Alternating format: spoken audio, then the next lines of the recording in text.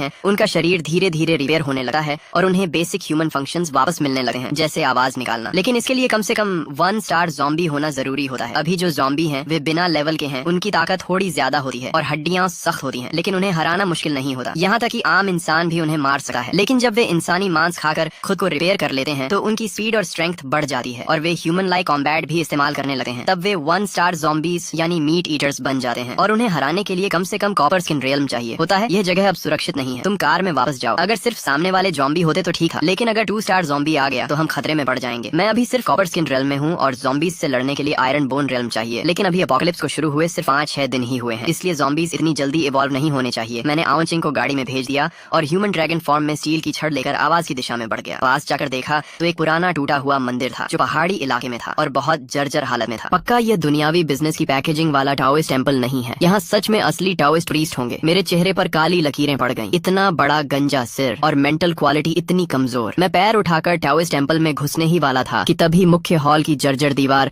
जोरदार आवाज के साथ ढह गई। एक काली त्वचा वाला टाओइस्ट रोब पहने बूढ़ा आदमी पागलों की तरह एक इंसान के ऊपर झपटा हुआ था और उसे नोच नोच कर खा रहा था। जमीन पर कई विक्टिम्स की लाशें बिखरी पड़ी थीं। दृश्य बेहद भयानक था। बूढ़े टाओइस्ट प्रीस्ट ने आवाज सुनी और पीछे मुड़कर देखा। जिस पल उसकी नजर मेरी नजर से मिली मेरे मन में तुरंत ख्याल आया कि गड़बड़ हो गई। ये फ्लैश ईटर नहीं बल्कि ज़ॉम्बी है। बूढ़ा टाओइस्ट प्रीस्ट खाते समय भी अपने शरीर को बिल्कुल सीधा रखे हुए था। उसके सूखे हाथों पर नुकीले क्लॉज उगे हुए थे और उसके मुंह में 4 नुकीले दांत थे। ये साफ तौर पर ज़ॉम्बी की पहचान थी। ज़ॉम्बी फ्लैश ईटर होते हैं। आगे इवॉल्व होने के दौरान वे अपने शरीर को मजबूत करने के लिए बड़ी मात्रा में ज़ॉम्बी वायरस का उपयोग करते हैं, लेकिन इससे वायरस शरीर के अंदर जमा हो जाता है और पूरी तरह डाइजेस्ट होने से पहले की अवस्था में रह जाता है। जमा हुआ वायरस ज़ॉम्बी के शरीर को कठोर बना देता है, लेकिन साथ ही उसे कॉपर स्किन और आयरन बोन्स जैसा मजबूत शरीर भी दे देता है, जिससे उसे मारना बेहद मुश्किल हो जाता है। अच्छी बात यह है कि उसकी फेटल वीकनेस अब भी उसका सिर ही है। जब तक उसका सिर काट दिया जाए या पूरी तरह कुचल दिया जाए वह मर जाएगा। इतने सुनसान इलाके में भला उसे इवॉल्व होने के लिए इतना वायरस कहाँ से मिला होगा। तभी वह ज़ॉम्बी टाओइस्ट प्रीस्ट अपने हाथ में पकड़ी आधी खाई हुई लाश को फेंककर एक छलांग में मेरी तरफ झपटा। ज़ॉम्बी का शरीर भले ही कठोर था, लेकिन इस छलांग के बाद वह पल भर में मेरे सामने पहुंच गया। मैंने जल्दी से बेसबॉल बैट उठाकर बचाव किया। ज़ॉम्बी ने एक ही बार में काट लिया और बेसबॉल बैट पर 4 गहरे दांतों के निशान बन गए। मैंने उसके चेहरे की ओर जोर से एक गर्म सांस छोड़ी, लेकिन उससे केवल उसके बाल और कपड़े जल पाए। उसकी त्वचा और मांस थोड़ा काला जरूर पड़ गया, लेकिन उसे कोई खास नुकसान नहीं हुआ। ज़ॉम्बी टाओइस्ट प्रीस्ट गुस्से में दहाड़ा और अपने नुकीले क्लॉज लहराते हुए फिर से मेरी ओर झपटा। थंडर बागवा। भले ही मैं कॉन्करर हकी कोटिंग इस्तेमाल नहीं कर सकता था, लेकिन बिजली से लिपटी हुई बेसबॉल बैट में सचमुच थंडर बागवा जैसी कुछ ताकत आ गई थी और फिर एक जोरदार धमाके के साथ और फिर हल्की दरार पड़ने की आवाज आई। ये खास तौर पर मोटी और भारी बनवाई गई बेसबॉल बैट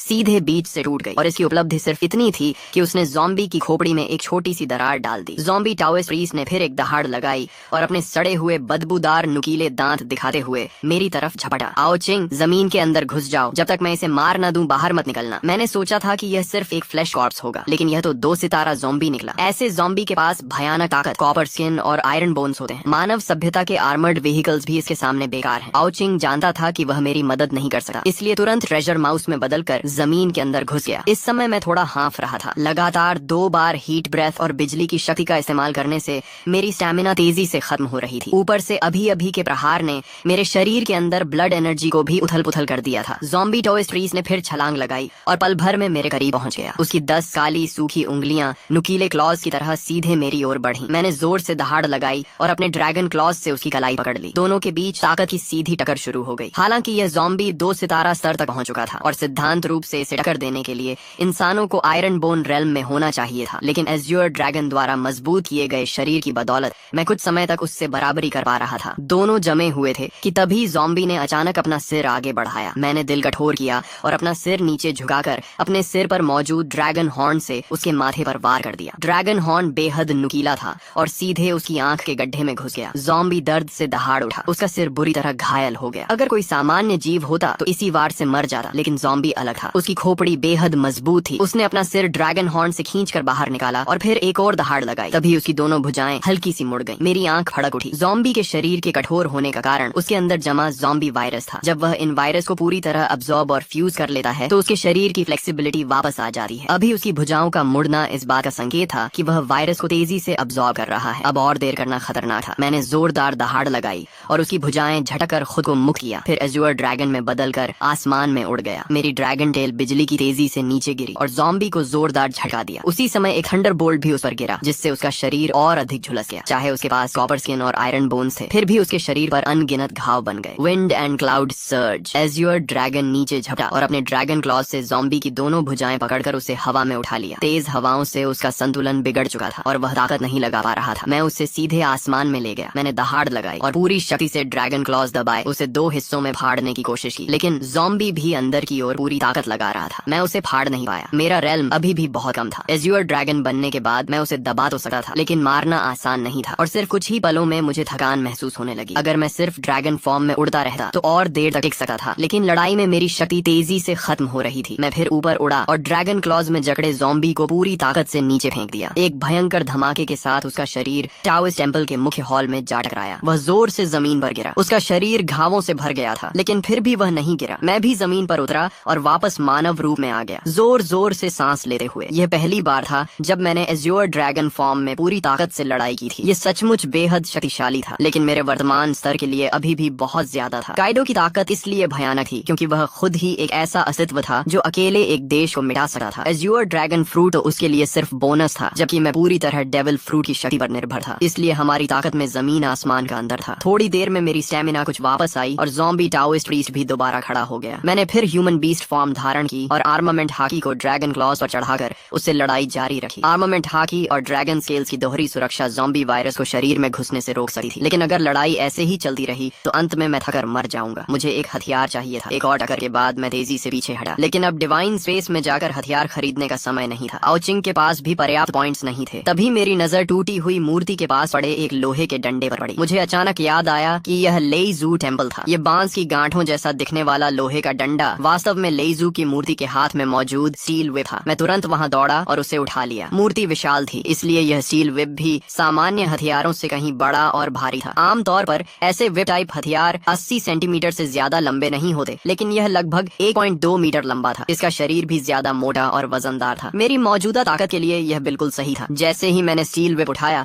ज़ॉम्बी टाओइस्ट प्रीस्ट फिर से मेरी ओर टूट पड़ा। उसका शरीर लगभग बिखर चुका था, लेकिन उसकी आक्रामकता अब भी कम नहीं हुई थी। मैंने अपनी पूरी शक्ति से अंतिम प्रहार किया। इसके बाद मैं ह्यूमन बीस्ट फॉर्म से बाहर निकल आया। मेरे हाथों में इतनी ताकत नहीं बची थी कि उस भारी स्टील व्हिप को पकड़े रख सकूं। मैंने उसे जमीन पर गिरा दिया और पूरे शरीर में असहनीय दर्द और कमजोरी महसूस होने लगी। जमीन के नीचे छिपा आओ छिंग जब लड़ाई की आवाजें बंद हुई तो सावधानी से बाहर निकला। मुझे जमीन पर बैठा हांफते देकर वह दौड़ कर आया और मुझे रैट मीट तथा फ्रेश वाटर ला कर दिया। थोड़ी देर आराम करने के बाद हम दोनों टूटे हुए टोइस टेम्पल के अंदर गए। प्रवेश द्वार पर मिला वह गंजा आदमी लड़ाई के प्रभाव में पहले ही मर चुका था। मंदिर के अंदर हर जगह टूटी हुई मूर्तियां और बिखरे हुए सामान पड़े थे। जमीन पर कई विक्टिम्स की लाशें थीं। पीछे का हॉल वह जगह थी जहां बूढ़ा टाओइस्ट प्रीस्ट रहा करता था। मुख्य हॉल ढहने के बावजूद यह हिस्सा अब भी सही सलामत था। यहाँ सुरक्षित होना चाहिए। मैंने फैसला किया कि आज रात यहीं आराम करेंगे। मैंने आर्मर्ड व्हीकल को दरवाजे के सामने खड़ा कर दिया ताकि कोई इंसान या ज़ॉम्बी अंदर न आ सके। फिर एक कुर्सी लेकर आंगन में बैठ गया और रात के आसमान को देखने लगा। तभी मेरे मन में एक विचार आया और मेरी चेतना डिवाइन स्पेस में प्रवेश कर गई। क्योंकि तुम पहले व्यक्ति हो जिसने स्टार रैंक ज़ॉम्बी को मारा है, तुम्हें एक रिवॉर्ड मिलेगा। और क्योंकि तुमने अपोकलिप्स शुरू होने के 10 दिनों के भीतर स्टार रैंक ज़ॉम्बी को मारा है, रिवॉर्ड क्वालिटी बढ़ा दी गई है। साथ ही तुमने सीधे 2 स्टार ज़ॉम्बी का वध किया है, इसलिए रिवॉर्ड क्वालिटी एक बार फिर बढ़ाई गई है। कृपया नीचे दिए गए 3 टाइटल्स में से एक चुनो। टाइटल। ये सुनते ही मैं उत्साहित हो गया। टैलेंट की तरह ही टाइटल भी बेहद दुर्लभ चीज थी। पिछली जिंदगी में मैंने इतनी मेहनत की थी, फिर भी मुझे कभी कोई टाइटल नहीं मिला। पहला टाइटल ज़ॉम्बी किलर, ज़ॉम्बीज को होने वाला डैमेज स्थायी रूप से 2 गुना। दूसरा टाइटल बाउंटी हंटर, ज़ॉम्बीज को मारने पर मिलने वाले पॉइंट्स स्थायी रूप से 2 गुना। तीसरा title divine member, divine space का सम्मानित सदस्य बनो। तुम्हें एक बार किसी वस्तु को 90% डिस्काउंट पर खरीदने का मौका मिलेगा और भविष्य में डिवाइन स्पेस की हर खरीद पर 20% डिस्काउंट मिलेगा। तीनों टाइटल्स बेहद आकर्षक थे। तेजी से मारना और ज्यादा कमाना दोनों शानदार थे। सामान्य तौर पर तेजी से मारना बेहतर होता क्योंकि उससे कमाई भी बढ़ती और अधिक शक्तिशाली ज़ॉम्बीज को चुनौती देना भी संभव होता, लेकिन ये दोनों भी तीसरे टाइटल के सामने फीके थे। डिवाइन मेंबर, एक बार 90% डिस्काउंट और हमेशा के लिए 20% डिस्काउंट। डिवाइन स्पेस में 2 यूनिक एक्सचेंज आइटम्स थे, invisible black blood line factor और डेविल फ्रूट के साइड इफेक्ट्स हटाने वाली डीमन ट्रांसफॉर्मेशन पोशन। दोनों की कीमत 100 मिलियन पॉइंट्स थी, लेकिन 90% डिस्काउंट से उन्हें सिर्फ 10 मिलियन पॉइंट्स में लिया जा सकता था और बाकी सारी खरीदारी भी सस्ती हो जाती। मैं इस सुविधा का इस्तेमाल करके बीच का व्यापारी बनकर भारी मात्रा में पॉइंट्स कमा सकता था। सोचने की जरूरत ही नहीं थी, मैंने तुरंत तीसरा टाइटल चुन लिया, डिवाइन मेंबर। इसके बाद मैंने अपना पर्सनल पैनल खोला। नाम आओ हाउ, टैलेंट हाकी genius, title divine member, devil fruit, fish fruit, azure dragon form, realm broken body copper skin, equipment लेजू विप टेल पॉइंट्स 9655। मैंने अचानक देखा कि इक्विपमेंट सेक्शन में सचमुच कुछ मौजूद था। लेजू विप, मैंने अपने पास रखे उस बैम्बू जॉइंट स्टील विप को देखा। ये लेजू टेम्पल में पूजी जाने वाली लेजू की मूर्ति का हथियार था, लेकिन आखिर यह तो एक सामान्य वस्तु ही थी। फिर इसे इक्विपमेंट क्यों माना गया और इसके साथ ये टेल शब्द भी क्यों जुड़ा था? मेरी पुरानी बेसबॉल बैट ने भी तो इतने ज़ॉम्बीज मारे थे, फिर उसे कभी इक्विपमेंट नहीं माना गया। मैंने स्टील विप को अपनी गोद में रखा और ध्यान से उसका निरीक्षण करने लगा। आखिर इसमें ऐसा क्या खास था? स्टील विप पूरी तरह जंग खा चुकी थी। साफ था कि यह कई सालों से यहाँ रखी हुई थी और शायद हजारों लोगों ने इसकी पूजा की होगी। इसमें कुल 18 जोड़ जॉइंट्स थे और हर जोड़ पर कुछ टाओइस्ट सिंबल्स और टैलिस्मन्स बने हुए थे। मैं सोच में पड़ गया। डेविल फ्रूट अप्रेजल फीस सिर्फ 8000 पॉइंट थी। मेरे लिए ये कोई बड़ी रकम नहीं थी, लेकिन अभी इसकी कोई खास जरूरत भी नहीं थी। फिलहाल हमें उस फ्रूट की आवश्यकता नहीं थी। जब हम वापस घर पहुँचेंगे तब इसकी पहचान कर लेंगे। इसी दौरान दूसरी तरफ एक बड़ा हादसा हो चुका था। हमारे ऊपर वाली मंजिल में रहने वाले चेन फैमिली के बाप बेटे को पता चल गया था कि हमारे पास बहुत सारा राशन जमा है। उस समय घर में सिर्फ माँ और लियू मेंकियन थी। डैड और लिनकुई नीचे ज़ॉम्बीज से लड़ने गए हुए थे। चेन फैमिली के बाप बेटे ने मौका देकर माँ और लियू मेंकियन पर हमला कर दिया ताकि वे घर और राशन पर कब्जा कर सकें। शुक्र है कि लियू मेंकियन पहले से सतर्क थी। जैसे ही उन्होंने हमला किया, उसने तुरंत पलटवार किया और दोनों को मार डाला। माँ ये सब देखकर बहुत डर गई थी। हालांकि उन्होंने भी पहले ज़ॉम्बीज को मारा था, लेकिन किसी इंसान को अपने सामने मरते हुए देखना